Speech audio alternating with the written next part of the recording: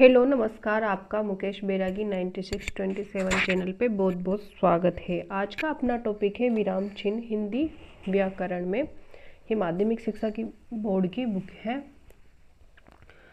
तो देखते हैं विराम चिन्ह। विराम का शाब्दिक अर्थ है ठहराव अथवा रुकना। ठहराव अथवा रुकना किसी भी भाषा को बोलते, पढ़ते या लिखते समय या किसी कथन को समझाने के लिए अथवा भाव को स्पष्ट करने के लिए वाक्यों के बीच में या अंत में थोड़ा रुकना होता है और इसी रुकावट को का संकेत देने के लिए लिखित चिन्ह विराम चिन्ह कहलाते हैं। विराम चिन्ह के प्रयोग से भाव को आसानी से समझा जा सकता है और भाषा में स्पष्टता आती है। यदि उचित स्थान पर इनका प्रयोग न किया जाए तो अर्थ का अनर्थ हो सकता है। जैसे रोको मत जाने दो, रोको मत जाने दो। हिंदी में कई तरह के विराम चिन्हों का प्रयोग किया जाता है जो निम्नलिखित है। जैसे विराम चिन्हों के नाम है जैसे पूर्ण विराम। तो पूर्ण विराम ऐसा होता है, इंग्लिश में से फुल स्टॉप बोलते हैं। पूर्ण विराम, अर्ध विराम, अर्ध विराम, अल्प विराम, प्रश्न सूचक,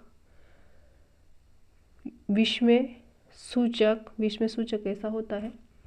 योजक, योजक चिन्ह ऐसा होता है। निर्देशक थोड़ा सा बड़ा, योजक से थोड़ा सा बड़ा निर्देशक होता है। उदाहरण, दो कोमा दोनों साइड में। विवरण चिन्ह ऐसा होता है किसी की भी जानकारी देने के लिए। विवरण चिन्ह, कोष्टक और त्रुटिपूर्ण या फिर हंस पद चिन्ह ऐसा होता है। और संक्षेप या फिर लाघव चिन्ह ऐसा बिंदु डॉट होता है। यानी कि पूर्ण विराम, अर्ध विराम, अल्प विराम, प्रश्न सूचक, विस्मय सूचक, योजक, निर्देशक और उद्धरण चिन्ह, विवरण चिन्ह, कोष्टक, त्रुटिपूर्ण चिन्ह या हंस पद, संक्षेप सूचक या लाघव चिन्ह डॉट बिंदु।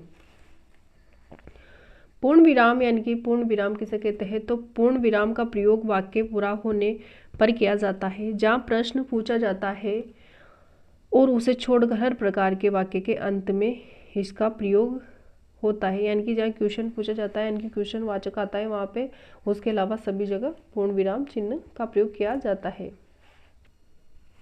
जैसे सुबह का समय था, तो ये पूर्ण विराम है। भारत मेरा देश है, वाह कितना सुंदर चित्र है, तो ये पूर्ण विराम है यहाँ पे। अगला चिन्ह है अर्ध विराम का, जो ऐसा है अर्ध विराम का, जहाँ पूर्ण विराम जितनी देर तक न रुककर उससे कुछ, यानी कि पूर्ण विराम से कुछ कम समय रुकना हो, वहाँ अर्ध विराम का प्रयोग किया जाता है। इसका प्रयोग विपरीत अर्थ प्रकट करने के लिए भी किया जाता है। जैसे भगत सिंह नहीं रहे, तो यहाँ पे क्या लगाया जाएगा? पूर्ण विराम लगाया, अर्ध विराम लगाया जाएगा, सॉरी। वे अमर हो गए, यहाँ पूर्ण विराम और यहाँ पे अर्ध विराम। नदी में बाढ़ आ गई, और तो ये पूर्ण विराम। सभी अपना अपना घर छोड़कर जाने लगा, ये पूर्ण विराम, ये और ये अर्ध विराम। अगला है अल्प विराम। अल्प विराम का चिन्ह ऐसा होता है। अल्प विराम का प्रयोग अर्ध विराम से भी कम समय में रुकने के लिए किया जाता है। इसका प्रयोग समान पदों को अलग करने, उपवाक्यों को अलग करने, उद्धरण से पूर्व, उपाधियों से पूर्व, संबोधन और अभिवादन के बाद आदि स्थानों पर होता है। अगला है प्रश्न सूचक चिन्ह, जैसे क्वेश्चन मार्क। प्रश्न सूचक चिन्ह का प्रयोग प्रश्नवाचक वाक्यों या शब्दों के अंत में किया जाता है। कभी कभी संदेह, अनिश्चय व व्यंग्यात्मक भाव की स्थिति में इसे कोष्टक के बीच में लिखकर भी प्रयोग किया जाता है। जैसे क्या तुमने अपना गृह कार्य पूरा कर लिया, तो क्वेश्चन मार्क है। तुम कब आओगे, तो ये भी क्वेश्चन मार्क है। अगला है विस्मय सूचक चिन्ह। तो इस ऐसा होता है विस्मय सूचक चिन्ह।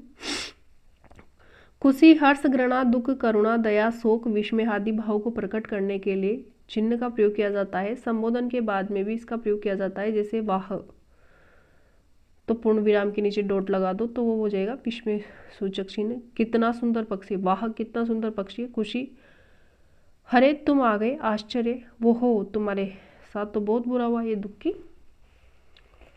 योजक चिन्ह, इस प्रकार के चिन्ह का प्रयोग युग्म शब्दों के मध्य या दो शब्दों में संबंध स्पष्ट करने के लिए तथा शब्दों को दोहराने की स्थिति में किया जाता है। जैसे पीला सा, खेलते खेलते या सुख दुख। सभी के जीवन में सुख दुख, तो सुख दुख में क्या लगेगा, योजक चिन्ह लगेगा। सुख दुख आते ही रहते हैं। सफलता पाने के लिए दिन रात एक करना पड़ता है, तो यानी कि विलोम जैसे शब्द आए तो उनके बीच में योजक चिन्ह लगता है। अगला निर्देशक चिन्ह, किसी भी निर्देश या सूचना देने वाले वाक्य के बाद या किसी कथन को उद्धृत करने अथवा उदाहरण देने किसी का नाम जैसे कवि, लेखक आदि का लिखने के लिए किया जाता है। जैसे हमारे देश में अनेक देशभक्त हुए, भगत सिंह, सुभाष चंद्र बोस, गांधी जी आदि, तो इनके लिए निर्देशक चिन्ह का प्रयोग किया जाता है। माँ ने कहा बड़ों का आदर करना चाहिए, तो किसी को सूचना देने या निर्देश देने के अर्थ में भी निर्देशक चिन्ह का प्रयोग किया जाता है। अगला है उद्धरण चिन्ह। इस प्रकार का उद्धरण चिन्ह होता है जैसे किसी के कहे कथन या वाक्य को किसी रचना के अंश को ज्यों का त्यों, किसी के द्वारा कहा हुआ वाक्य और उसका ज्यों का त्यों प्रस्तुत करना हो तो कथन के आदि में और अंत में इस चिन्ह का प्रयोग किया जाता है। उद्धरण चिन्ह दो प्रकार के होते हैं, जैसे इकहरे, एक बार लगाएंगे ना एक एक, तो इकहरे, दोहरे, दो दो। इकहरे चिन्ह का प्रयोग विशेष व्यक्ति, ग्रंथ, उपनाम आदि को प्रकट करने के लिए किया जाता है, जबकि किसी भी बात को ज्यों का त्यों लिखा जाए दोहरे उद्धरण चिन्ह का प्रयोग किया जाता है। जैसे गोदान प्रेमचंद का उपन्यास है, तो गोदान के लिए इकहरे उद्धरण चिन्ह का प्रयोग आएगा, यानी कि उपनाम है या किसी व्यक्ति का नाम है या ग्रंथ का नाम है, तो क्या है, गोदान ग्रंथ का नाम है प्रेमचंद के, तो इस इकहरे उद्धरण का प्रयोग होगा यहाँ पे। और सुभाष चंद्र बोस ने कहा था कि दिल्लो चले, तो उनके द्वारा कहा गया जो का जो वाक्य है, तो यहाँ पर दोहरे उद्धरण चिन्ह का प्रयोग होगा। अगला है विवरण चिन्ह। विवरण चिन्ह, इसका प्रयोग विवरण या उदाहरण देते समय किया जाता है। जैसे गांधी जी ने 3 बातों पर बल दिया, सत्य, अहिंसा और प्रेम, तो किसी भी जानकारी देने के लिए विवरण चिन्ह का प्रयोग किया जाता है। अगला है कोष्टक चिन्ह। ऐसा होता है वाक्य के बीच में आए पदों अथवा शब्दों को पृथक रूप देने के लिए कोष्टक लिखा जाता है। जैसे चारों वेदों साम, ऋक, यजु, अथर्व की महत्ता बताई गई, यानी कि पृथक रूप से बीच में आए हुए पदों को लिखने के लिए कोष्टक का प्रयोग किया जाता है। त्रुटिपूरक चिन्ह या फिर हंस पद, ऐसा होता है लिखते समय कोई शब्द छूट जाता है तो इस चिन्ह को लगाकर ऊपर छूटा हुआ शब्द लिख दिया जाता है। इस चिन्ह को हंस पद कहते हैं। जैसे श्रेया माता पिता के साथ बाजार गई, राम श्याम के साथ पार्क में घूमने गया, यानी कि अगर जैसे श्रेया माता पिता के साथ बाजार घूमने गई, अगर बाजार को लिखना भूल जाए तो उसके नीचे ये सा चिन्ह लगा दो। संक्षेप सूचक, तो संक्षेप सूचक ये डॉट है। किसी शब्द को संक्षेप में लिखने के लिए इसका प्रयोग किया जाता है।